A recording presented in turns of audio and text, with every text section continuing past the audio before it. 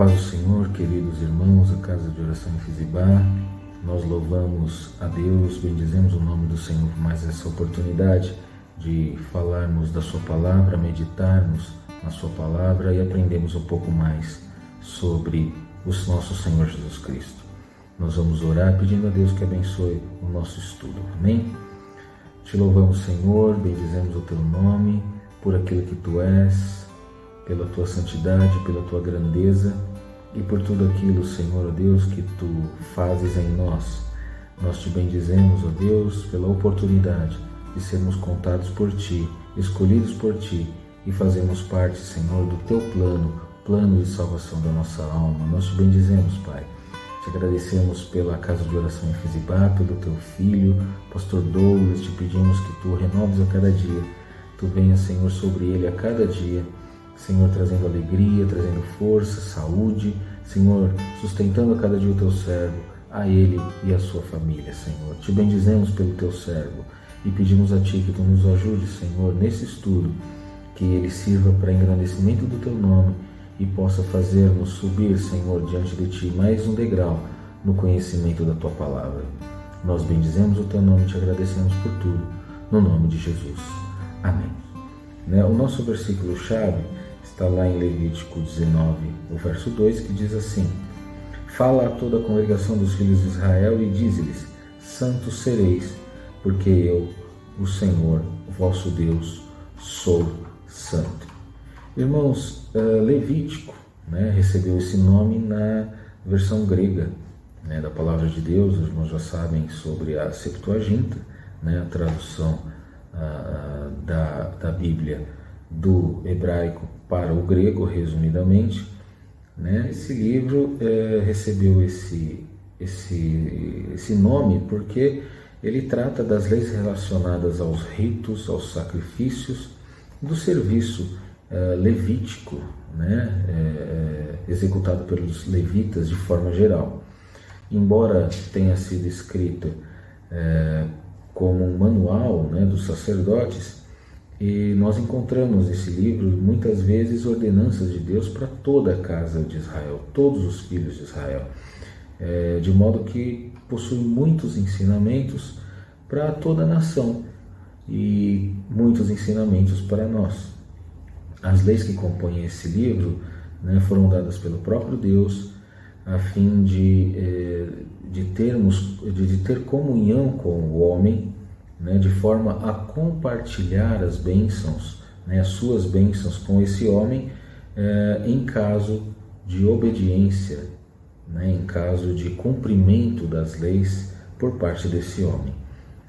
Como nós dissemos, como já estudamos com a irmã Miriam em escola dominical, maiores detalhes desse livro, nós vamos nos ater aqui aos sacrifícios, a alguns sacrifícios que nos trazem muitos ensinamentos.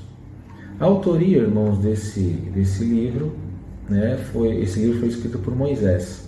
Em vários textos do livro de Levítico nós temos evidências da autoria de Moisés quanto ao livro de Levítico. Nós temos lá o capítulo 1, o capítulo 4, verso 1, o capítulo 6 também, o verso 1, 8, 1, 11, 1, 12, 1, e todos eles falam a mesma coisa.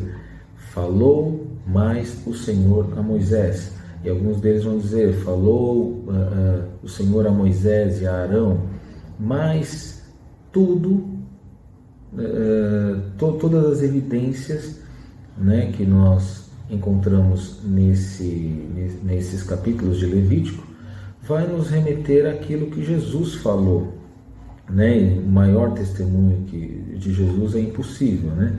E esse testemunho está lá em Marcos, no capítulo 1 e verso 44, quando ele faz uma cura, a cura de um leproso, e ele menciona a condição de se apresentar ao sacerdote, que está relacionada aos mandamentos de Levítico. E ele diz assim, Marcos 1, verso 44, diz assim: Ele disse: Olha, não diga a ninguém que ele foi curado, mas vai, mostra-te ao sacerdote e oferece pela tua purificação o que Moisés determinou para servir de testemunho ao povo. Ou seja, oferece ao sacerdote, oferece a oferta quando havia a cura, né, de um leproso, havia um mandamento, havia a ordenança de se apresentar ao sacerdote ali em Levítico, e Jesus faz a menção desse fato, dessa ordenança, e diz que foi Moisés quem determinou, claro, debaixo da orientação do Senhor, mas ele diz que foi Moisés, ou seja, a autoria do livro de Levítico também é atestada por Jesus Cristo. A data, irmãos, desse livro, ele é aproximadamente 1450 a 1410 anos antes de Cristo. São datas aproximadas, mas consta 1450 a 1410 anos antes de Cristo. E por que esse livro foi escrito? Qual o propósito dele? O livro de Êxodo, irmãos, ele termina com a construção do tabernáculo, né? A instrução de construção do tabernáculo, ele foi construído segundo toda a instrução e o padrão que Deus revelou a Moisés, que Deus ordenou a Moisés. Levítico, irmãos, vai tratar da forma que esse tabernáculo deveria ser utilizado, ou seja, vai tratar da forma de utilização desse tabernáculo, a forma de tabernacular com Deus. Assim como o livro de Êxodo tem como um dos seus temas, né, um dos seus temas principais, a comunhão que Deus oferece ao seu povo mediante a sua presença no deserto, no tabernáculo. Levítico apresenta as leis, as ordenanças pelas quais Israel deveria manter essa comunhão com o Senhor. O Senhor queria ensinar o seu povo a santificar-se. Santificação também significa apartar-se do mal e se dedicar ao Senhor, né? Dedicar-se ao serviço do Senhor. Santificação é a condição necessária e exigida por Deus para se desfrutar de uma comunhão com Ele, né? As leis e as instituições de Levítico faziam o israelita, faziam o povo de Deus tomar consciência do pecado, da sua pecaminosidade e da necessidade, né, de receber a misericórdia divina. Também, ao mesmo tempo, o sistema de sacrifícios ensinava que Deus provia, o próprio Deus provia o meio de expiar os pecados e de santificar a vida diante dele. Em resumo, o livro de Levítico ele pode ser considerado um verdadeiro manual para manutenção, para preservação da nossa comunhão com o Senhor, com o nosso Deus. Nós temos um esboço do livro, né? Ele dividido em partes, ele vai ser encontrado dessa forma. Do capítulo 1 ao 7, ele vai falar dos sacrifícios. Do 8 a 10, o sacerdócio. Do 11 ao 15, a purificação da vida em Israel. E 16 a 27, ele vai falar das leis de santidade. No nosso caso aqui, como nós falamos, nós vamos nos ater a alguns sacrifícios. E o primeiro sacrifício, primeiramente nós precisamos entender a ideia de sacrifício, né? Que ideia é essa? Por que o sacrifício? Revelação era um meio que Deus usava para se aproximar do seu povo. Assim, o sacrifício era o meio pelo qual o povo poderia aproximar-se de Deus, entendendo, né, o caminho que esse Deus traçou para essa comunhão. O sistema sacrificial foi instituído pelo próprio Deus, como nós já dissemos, para ligar a nação israelita a Ele próprio. O sacrifício vai nos reportar ao período primitivo da humanidade, da raça humana. Nós vemos pela primeira vez na família de Adão, né, quando Deus faz vestimentas para cobrir Adão e Eva, quando do pecado do homem, né, utilizando pele de animal. Né? No caso de Caim e Abel, nós vemos a aceitação da oferta animal de Abel em detrimento da oferta de Caim. É outro indício da estrutura sacrificial já existente. Né? A ideia de sacrifício ela ficou gravada na mente humana e o costume foi sido transmitido por toda a humanidade. Nós vemos o testemunho, nós vemos Jó sacrificando e nós vemos aí a perpetuação desse rito, da ideia do sacrifício. Com o passar do tempo, os sacrifícios oferecidos por aqueles que não eram de Deus, que não conheciam o Senhor, começaram a unir-se, né, com os costumes pagãos, corrompendo assim a ideia original do sacrifício.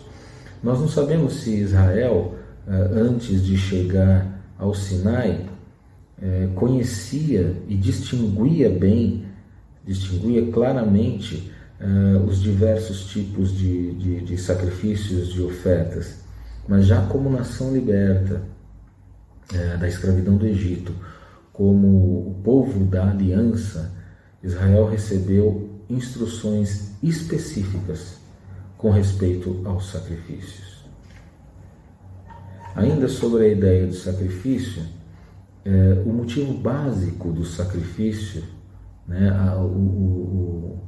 a motivação principal do sacrifício é a substituição. O fim do sacrifício, o fim da substituição é a expiação do pecado. O homem que peca merece a morte. Né? A palavra de Deus diz: a alma que pecar, essa morrerá. No caso do sacrifício, o que morre não é o homem, mas é o animal inocente. E essa morte, que era destinada a esse homem, passa a ser cancelada, né? Acaba sendo cancelado o pecado desse homem. Nós vemos lá em Levítico 7:11, dizendo o seguinte: porque a vida da carne está no sangue, eu vô-lo tenho dado sobre o altar para fazer expiação pela vossa alma, porquanto é o sangue que fará a expiação em virtude da vida. Deus designou o sangue como sacrifício, provendo esse sangue para a necessidade humana. Sangue é considerado o princípio vital. Espargir sangue sobre as coisas, sobre as pessoas, mostra que a eles, né, se aplica o mérito da morte, ou seja, eles mereciam a morte, o homem merecia a morte.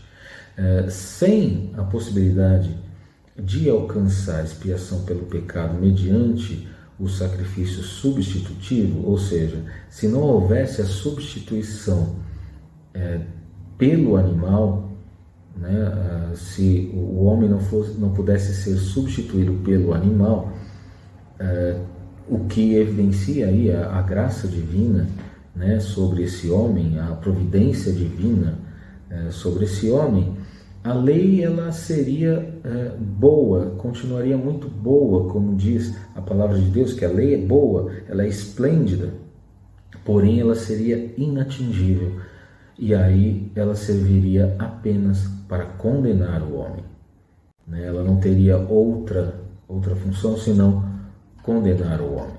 A segunda ideia relacionada ao sacrifício é a consagração.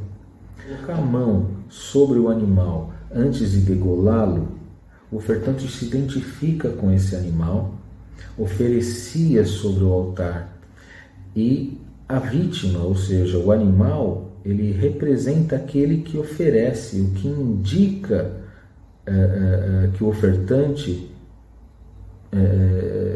pecou mas que ele pertence ao Senhor, porque está sendo oferecido sobre o altar do Senhor. Então, o ofertante, ele é do Senhor, o ofertante faz parte de Israel, do povo escolhido, mas ele peca e ele deve ser substituído, ou seja, a identificação desse homem sobre esse animal, ou seja, a consagração novamente desse homem em relação a esse animal. A ideia de mordomia, né, na administração dos bens materiais também se vê na lei em certas ofertas de alimentos, por exemplo.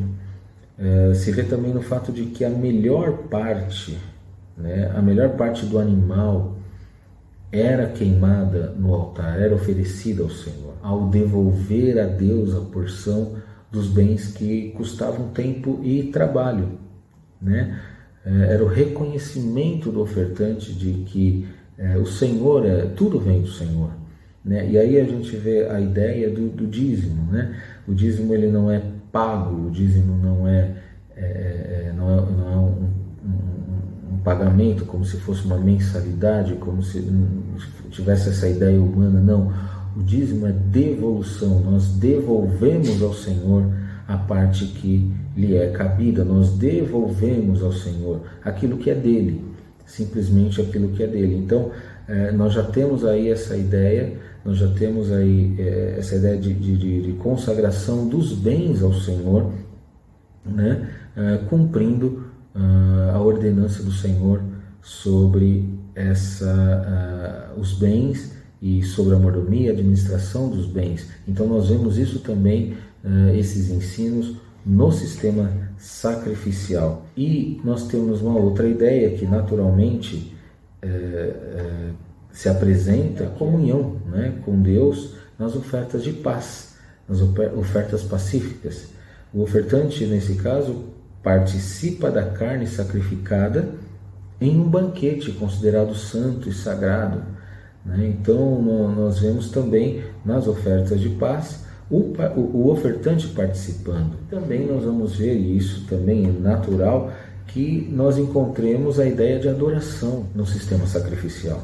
Sacrificar também equivale a prestar culto a Deus, atribuir-lhe glória por ser o Deus de quem nós dependemos, em quem devemos tudo e que devemos culto a Ele também.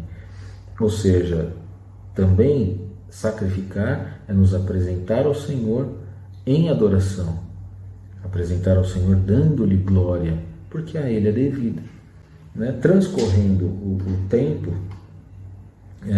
Israel passou a atuar como se o sacrifício fosse ou algo que mais importasse, que mais agradasse ao Senhor, né? E na verdade nós vemos os profetas, nós vemos nos Salmos o próprio Davi, né, refutando essa ideia, combatendo essa ideia, afirmando que Deus não se contenta com animais oferecidos. Quando há falta de arrependimento, quando há falta de obediência, Deus não aceita o animal como um sacrifício frio, apenas para cumprir um rito. Nós vemos Samuel lá em 1 Samuel 15, 22, ele dizendo sobre isso. Porém Samuel disse: tem porventura o Senhor tanto prazer em holocaustos e sacrifícios, quanto em que se obedeça a sua palavra? Eis que o obedecer é melhor que o sacrificar, e o atender melhor do que a gordura de carneiros. E no Salmo 51, verso 18, nós vamos ver também essa ideia: pois não te comprases em sacrifício, do contrário, eu te daria, e não te agradas de holocaustos. Ou seja, sem a sinceridade do coração, sem o arrependimento do coração, não adiantaria o sacrifício. E essa ideia nós vemos refutadas ali nesses dois versos que nós lemos, originários de Samuel e também de Davi. Quais eram os tipos de animais que se ofereciam? Não se admitia, irmãos, mais do que 5 espécies de animais como aptas ao sacrifício. Nós temos a vaca, a ovelha, a cabra, a pomba e a rola. Eles eram considerados animais limpos. O animal imundo não poderia simbolizar o sacrifício do Calvário. Se Levítico trazia uma ideia, um exemplo, um tipo de sacrifício que haveria de ser feito, animais que eram considerados imundos não poderiam comunicar, não poderiam ensinar sobre esse sacrifício, que seria o sacrifício perfeito de Cristo no Calvário. Eles deveriam ser animais domésticos, animais estimados pelos seus donos, caros e submissos, para simbolizar o que foi escrito, em Isaías 57:3, que diz que ele foi levado como ovelha muda perante os seus tosqueadores e ele não abriu a sua boca. Finalmente deveria ser um animal sem mancha, simbolizando também a Cristo, e sem mácula. Como se oferecia o sacrifício? O ofertante levava pessoalmente o animal à porta da cerca do tabernáculo. O ofertante colocava a mão sobre o animal para indicar que esse era o seu substituto. O ofertante degolava o animal como sinal da justa paga, ou seja, como sinal do reconhecimento do seu pecado e reconhecendo que o preço de morte era o mais justo, E todo animal ou parte dele, dependendo do tipo de sacrifício, era queimado, era oferecido. E aí, irmãos, nós temos os principais tipos de ofertas. Nós temos o holocausto. O holocausto ele se destacava entre as ofertas porque o animal, a oferta, ela era consumida pelo fogo inteiramente consumido pelo fogo no altar. Era considerado o mais perfeito dos sacrifícios. Representava a consagração total do ofertante, porque a vítima, o animal, ele era totalmente queimado ao Senhor. O termo holocausto significa o que sobe, visto que o material se transforma, esse material queimado, ele se transforma em outro. E aí essa fumaça, as chamas que subiam a Deus como cheiro suave. Cheiro suave é a maneira humana de dizer que Deus se agradou da oferta, Ou seja, a semelhança do holocausto, quando o crente se consagra inteiramente ao Senhor, o fogo divino transforma o ser, transforma esse homem, a fim de que ele suba como aroma suave ao Senhor. Suas obras, sua conduta, sua comunhão com o Senhor subam a Ele como sacrifício. Todas as manhãs e todas as tardes, diante do tabernáculo se oferecia um cordeiro em holocausto, também para que Israel lembrasse da sua consagração ao Senhor. Da mesma forma, nós, irmãos, é necessário que renovemos a cada dia, todos os dias, a nossa comunhão com o Senhor. É necessário que nós estejamos em comunhão com o Senhor diariamente e renovemos essa comunhão todos os dias diante do Senhor. No caso do holocausto se permitia que os pobres oferecessem pombas e rolas em lugar do animal de gado. Assim, todos, sem exceção, poderiam consagrar-se a Deus. O aroma da oferta de ave que subia para Deus era igual ao animal de gado, ao animal mais caro, quando subiam ao Senhor em sinceridade de coração. Ou seja, não era o sacrifício, mas era a sinceridade do coração e a necessidade, o reconhecimento da necessidade de estar em comunhão com esse Deus.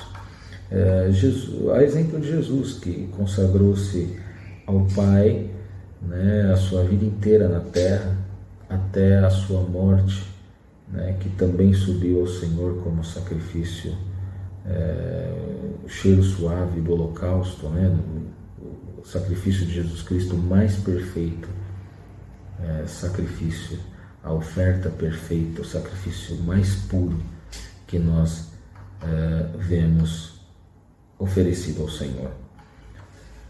A oblação ou a oferta de alimentos, nós vemos no capítulo 1 a 6, nós vemos também no capítulo 6, de 14 a 23, e aqui nós vamos pegar o capítulo 2, de 1 a 6, que diz assim: e quando alguma pessoa oferecer oferta de alimento ao Senhor, a sua oferta será de flor de farinha, e nela deitará azeite e porá incenso sobre ela, e trará os filhos de Arão, os sacerdotes, um dos quais tomará dela um punhado de flor de farinha, e do seu azeite, com todo o seu incenso, e o sacerdote queimará como memorial sobre o altar.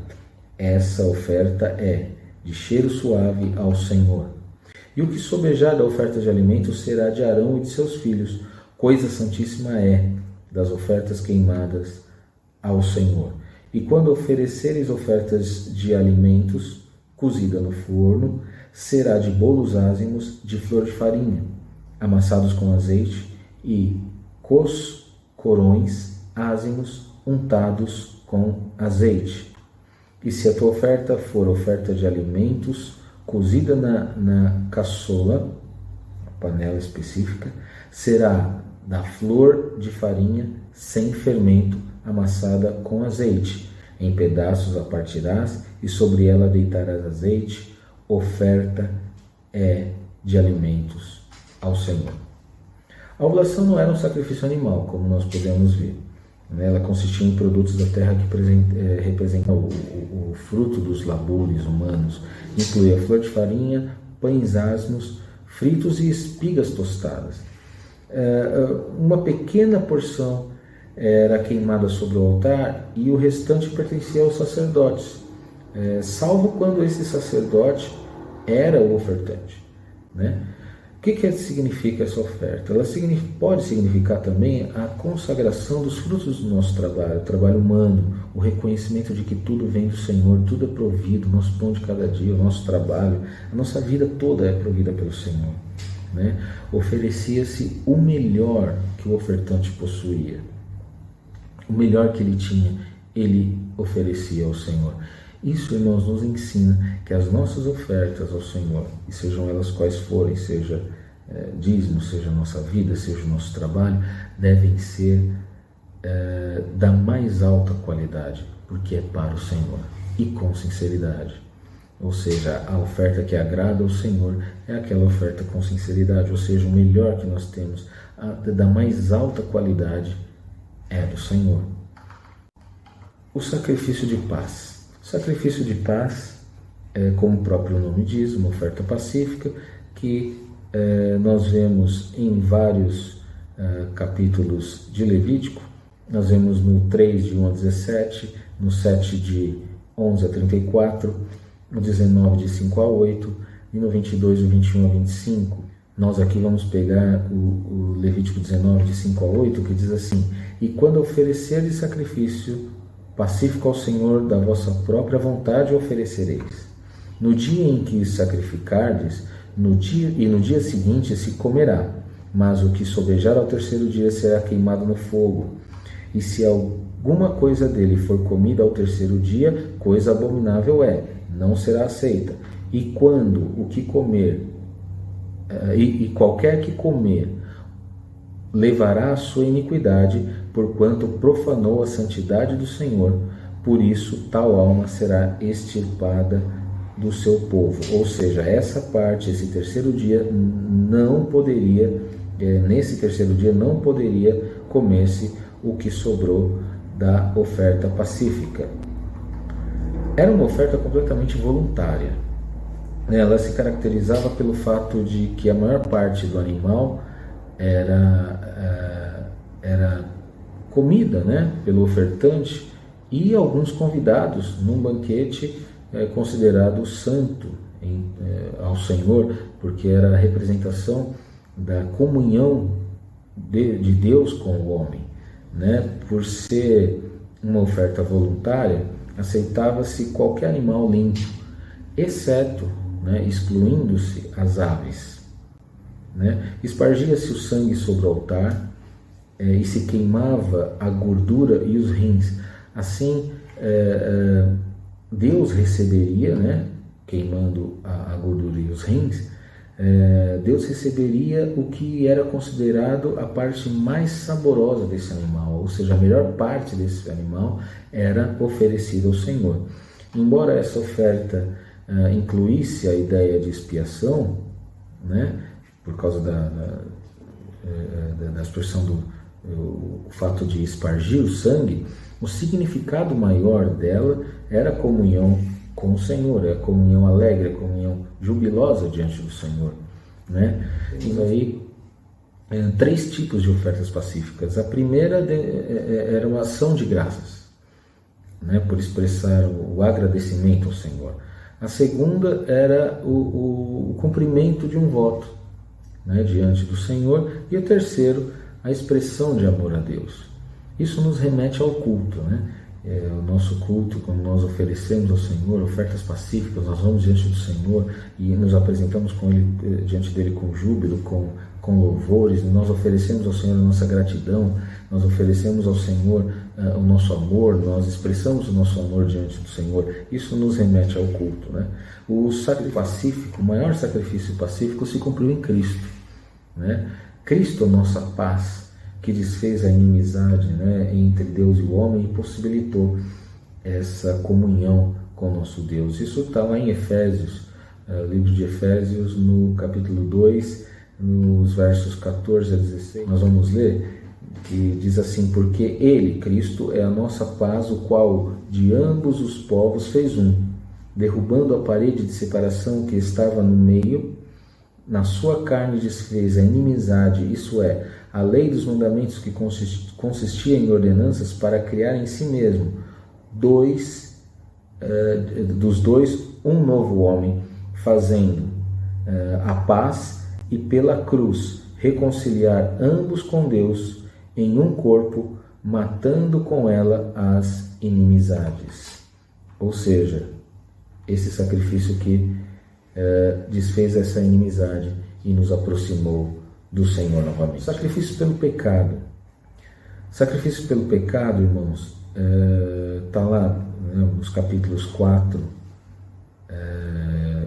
a partir do verso 1, nós vemos no capítulo 5 também, a partir do verso 13, e nós vemos também no capítulo 6, 24, os versos 24 a 30 do livro de Levítico, e esse que nós vamos ler, 6 de 24 a 30. Falou mais o Senhor a Moisés dizendo: fala a Arão e aos seus filhos dizendo: esta é a lei da expiação do pecado. No lugar onde se degola o holocausto se degolará a expiação do pecado perante o Senhor. Coisa santíssima é. O sacerdote que oferece pelo pecado a comerá. No lugar santo se comerá no pátio da tenda da congregação. Tudo o que tocar a carne da oferta será santo, e o seu sangue, e se seu sangue for espargido sobre as vestes de alguém, lavarás em lugar santo aquilo sobre o que caiu, e o vaso de barro em que for cozida será quebrado. Porém, se for cozida num vaso de cobre, esfregar-se-á e lavar-se-á na água. Todo homem entre os sacerdotes a comerá, coisa santíssima é. Porém, não se comerá nenhuma oferta pelo pecado, cujo sangue se traz à tenda da congregação, para expiar no santuário, no fogo será queimada. Irmãos, essa oferta, ela destinava-se a expiar os pecados cometidos por ignorância ou por erro. Havia diferentes graus no sacrifício, nesse tipo de sacrifício, segundo a posição, segundo o perfil do ofertante. Embora Deus ele exija a santidade de todos, nem todos possuem a mesma responsabilidade. O sumo sacerdote ou a congregação deveria oferecer um novilho, que era um animal mais caro. O governador, um bode, a pessoa do povo, uma cabra ou uma cordeirinha. Os pobres poderiam oferecer as duas rolas ou 2 pombinhos, né? Os muito pobres ofereciam uma medida de farinha que era queimada sobre o altar, né? O rito variava segundo a categoria, segundo o perfil do ofertante. No caso do sacrifício do sumo sacerdote pela congregação, espargia-se o sangue 7 vezes diante do véu no lugar santo do tabernáculo. Mas no caso de uma pessoa do povo, o sacerdote espargia o sangue sobre as pontas do altar, no lugar mais alto, mais visível, como nos faz lembrar como o Senhor disse, como ordenou, quando lá na instituição da Páscoa, que ele dizia no alto da verga da porta, né, o sangue, e eu vendo o sangue passarei e por cima de vós e não haverá morte na casa de vocês, né, lá em Êxodo 12:13, né? Então nos remete a esse fato de que o Senhor também nos ensina através disso, né? Quando fala em lugar mais alto, mais visível, era quando o Senhor passou ali sobre Israel e não houve morte na casa dos seus filhos. Ou seja, quando o Senhor passa sobre nós, Ele que nos coloca em lugar alto, lugar visível, Ele vê o sangue de Jesus Cristo, né? E não há morte em nós, não há morte em nossa casa. Nós vemos também a oferta, irmãos, pela culpa, né? Aí por diversas transgressões, né? Ela é muito parecida com a oferta do pecado, mas não é a oferta pelo pecado, né? E nós vamos ver aqui o que diz a palavra de Deus sobre essa oferta específica. Nós vemos isso lá no capítulo 5, né? A partir do 14, nós vemos o 6, né? Falando sobre isso também, e nós vemos o capítulo 7, né? De 1 a 7. Diz assim: e falou o Senhor a Moisés dizendo, quando uma pessoa cometer uma transgressão e pecar por ignorância nas coisas sagradas ao Senhor, então trará ao Senhor pela expiação um carneiro sem defeito do rebanho, conforme a estimação em ciclos de prata, segundo o ciclo do santuário para a expiação da culpa. Assim restituirá o que pecar nas coisas sagradas, e ainda lhe acrescentará a 5ª parte, e dará ao sacerdote. Assim o sacerdote, com o carneiro da expiação, fará expiação por ele, e ser-lhe-á perdoado o pecado. E se alguma pessoa pecar e fizer contra algum dos mandamentos do Senhor aquilo que não se deve fazer, ainda que o não soubesse, contudo será ela culpada e levará a sua iniquidade. E trará ao sacerdote um carneiro sem defeito do rebanho, conforme a tua estimação. Os irmãos lembram que deveriam ser um animal estimado, para expiação da culpa, e o sacerdote por ela fará expiação do erro que cometeu sem saber, e ser-lhe-á perdoado. Expiação de culpa certamente se fez culpado diante do Senhor. Embora seja uma oferta muito parecida, muito semelhante ao sacrifício pelo pecado, ela era oferecida em caso de violação dos direitos de Deus ou do próximo, né? Como o descuido do dízimo, por exemplo, como pecados relacionados com as propriedades, né? Alheia às propriedades do próximo, e também no caso de furto. O ofensor que desejasse ser perdoado, ele confessava com restituição, ou seja, confessava e restituía o defraudado. Ele restituía o bem, restituía aquilo que foi usurpado, digamos assim.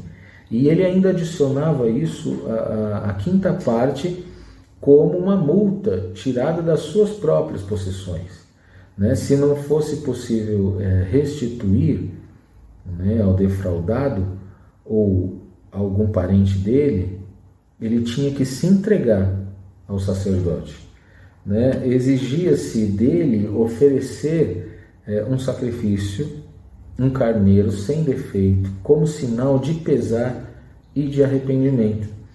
Assim, irmãos, como nós não temos como restituir nem retribuir o preço que foi pago por nós na cruz do Calvário, então nós nos entregamos a Cristo, nós nos entregamos a nossa vida reconhecendo a nossa culpa, reconhecendo a nossa pecabilidade, a nossa pecaminosidade, e nos entregamos ao Senhor, reconhecendo a nossa necessidade de tê-lo como nosso Redentor, como nosso Senhor. E concluindo, irmãos, nós vemos que o sistema sacrificial não tirava pecado. Hebreus 10:4 vai dizer sobre isso, né?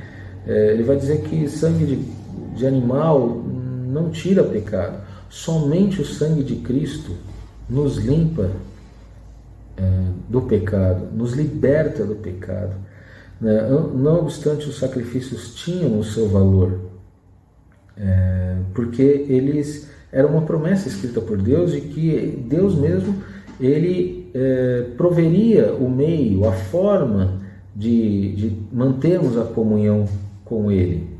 Mas ele tinha um valor simbólico, até que Cristo oferecesse o verdadeiro, o mais puro sacrifício, né? Por outro lado, o sistema sacrificial e todos os ritos que nós vemos ali em Levítico, eles prepararam a mente humana, prepararam a mente dos hebreus para entender as ideias de expiação e redenção. Os sacrifícios de animais e a chama, né, do altar foram propostos por Deus para gravar na consciência dos homens a convicção do seu pecado, e para trazer uma figura, um quadro do sacrifício de Jesus Cristo para quem apontava todos esses ritos, né? E em quem se cumpriu todos esses ritos, né? O livro de Levítico, ele é realmente um manual para nós termos santidade, mantermos a nossa santidade diante do Senhor, mas ele também é um espelho da nossa vida, um espelho da vida espiritual de cada crente. Que tipo de animal nós estamos oferecendo ao Senhor? Que tipo de comunhão nós temos com Ele? Quais as ofertas que nós temos apresentado ao Senhor? Será que é sempre oferta pelo pecado, pela culpa? Nunca oferta pacífica? Não temos consagrado ao Senhor os nossos bens? Então, Levítico nos dá esse espelho para que nós possamos avaliar a nossa vida diante do Senhor e assim podermos manter a nossa comunhão com Ele. A santidade exigida por Deus ali em Levítico, ela deve ser um objetivo do crente, um objetivo do servo de Deus que deseja viver a fim de agradar ao Senhor, que deseja que as suas obras subam como aroma suave, agradável àquele que provê todo o caminho, todas as formas de conduta para uma ininterrupta, uma incessante comunhão com Ele.